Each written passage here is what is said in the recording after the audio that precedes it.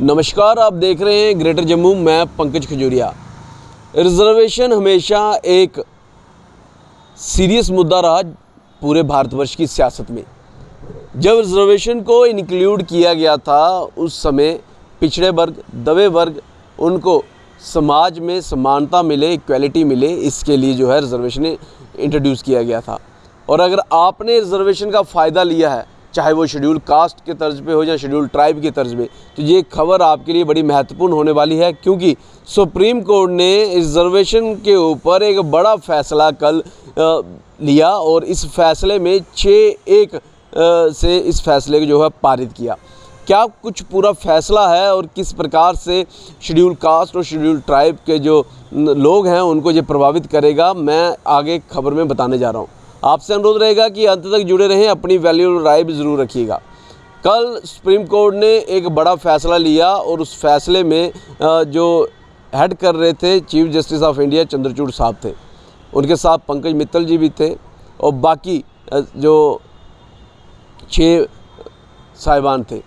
एक फ़ैसला लिया गया कि शेड्यूल कास्ट और शेड्यूल ट्राइब रिजर्वेशन वह लोग जो रिजर्वेशन लेके ऑलरेडी आ रखे हैं, उनके बाद उनकी नेक्स्ट जनरेशन को ये फ़ायदा ना मिले, क्योंकि उन्होंने कहा कि जो लोग रिजर्वेशन ले रहे हैं वो अगर IPS, IAS, KS ऑफिसर्स बन जाते हैं तो वो ना तो पिछड़े हैं ना तो दबे हैं।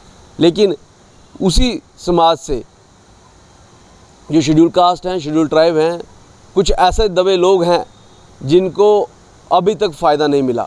तो उन्होंने अभी राज्य सरकार को कहा है कि इन सारी चीज़ों की निशानदेही हो, जनगणना हो और वह दबे हुए लोग जिन्होंने आज तक रिजर्वेशन का फ़ायदा नहीं मिला, चाहे किसी भी पीढ़ी में 47 के बाद, उनको फ़ायदा दिया जाए। और वह लोग जो इस रिजर्वेशन से फ़ायदा लेके आर्थिक स्थिति जिनकी अच्छी है, सामाजिक स्थिति जिनकी अच्छी है, और चाहे वो लीडरान हैं, चाहे वो अफसरान हैं, जहाँ वो बिजनेसमैन हैं, उनको चार्ट आउट किया जाए और इसके साथ साथ क्रीमी लेयर के तौर पे उनको जो है वो मेंशन किया जाए और आने वाले समय में उनको रिजर्वेशन से बाहर किया जाए।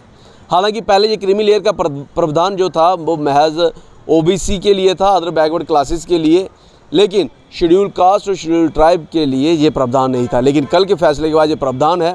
हालांकि पहले क्रीमी लेयर का और किस समाज के वर्ग को रिजर्वेशन से फ़ायदा मिला और कौन से समाज का वर्ग जो है वो इससे दबा रह गया, इसके ऊपर भी फैसला लेने का जो प्रावधान था महज राष्ट्रपति के पास था, जहाँ यूँ कहें क्योंकि भारत की डेमोक्रेटिक कंट्री है तो वो केंद्र की सरकार के पास था। लेकिन अभी देखने वाला वक्त रहेगा जम्मू कश्मीर में ये कितनी जल्दी इम्प्लीमेंट होता है, क्योंकि हमने देखा कि जम्मू कश्मीर में रिजर्वेशन के ख़िलाफ़ आए दिन कहीं ना कहीं प्रेस कॉन्फ्रेंसेस और आवाज़ सुनने को मिलती है, चाहे वो ब्राह्मण सभा हो, जहाँ वो राजपूत सभा हो, इसके ऊपर उनके द्वारा बात रखी गई है। हालांकि अभी ये जो फैसला लिया गया है ये with in the schedule caste, schedule tribe community के लिया गया है कि इसके सब ग्रुप्स होंगे।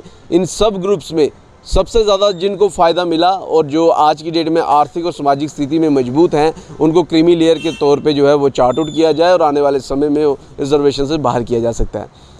बड़ी सारी ऐसी एग्जांपल्स भी हैं। देखा गया है कि चाहे एक व्यक्ति विशेष समाज से है लेकिन उनको किसी प्रकार का भी रिजर्वेशन का फ़ायदा नहीं मिला, और वहीं उसका पड़ोसी जो है वो सरकारी अफसरान भी है, कस्टर्ड अफसर है, उसके बाद पेट्रोल पंप भी उनके अपने हैं, क्योंकि वो सारे प्रावधान जो हैं वो कोटे के बेस पे लेके जाते हैं।